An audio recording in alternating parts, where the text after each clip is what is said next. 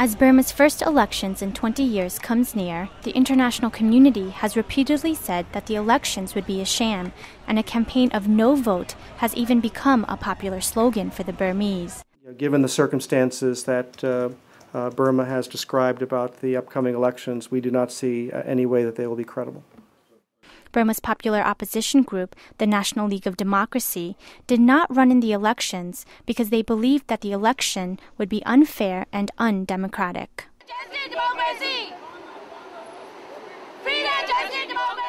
Aung San Suu Kyi, the leader of the NLD, said she will not be voting on November 7th. Many around the world also held a campaign on not voting.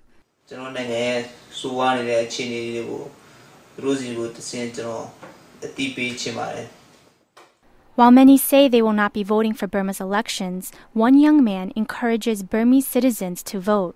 This young man did not want his name or his face to be revealed. He will go by the pseudonym Go Alex for the remainder of the story. People within Burma knows, and people outside of Burma have all know that it won't be a free and fair election.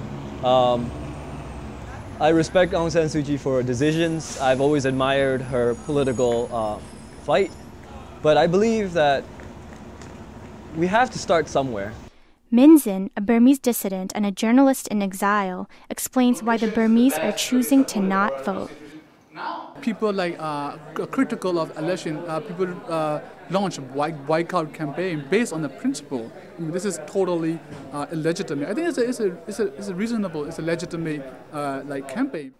Go Alex's perspective stands unique from other Burmese citizens. Perhaps it is because he comes from a different background than the many people of Burma.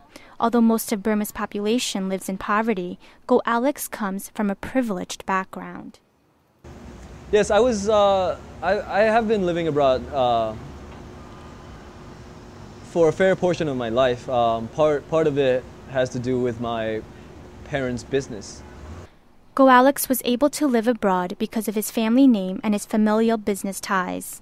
In Burma, since the government oversees everything, including all economic and business ties, Go Alex's parents, who conduct business in Burma, like all other businessmen in Burma, interact with the military government frequently. The fact that you do have to work with the military government. You do have to recognize that they control a huge portion of the political sector and also the economic sector. If I were in Burma, I plan to vote because this is the first time that in 20 years that people would be given a voice. And I think that is a crucial element to bringing at least some type of change in Burma.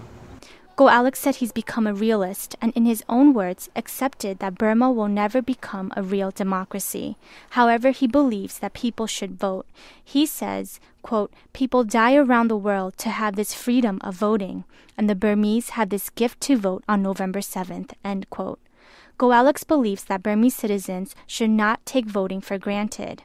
Although we are uncertain of who will win in Burma's first election in 20 years, we are certain that Burma's elections is full of controversy." Kay Lin, Voice of America, Washington, D.C.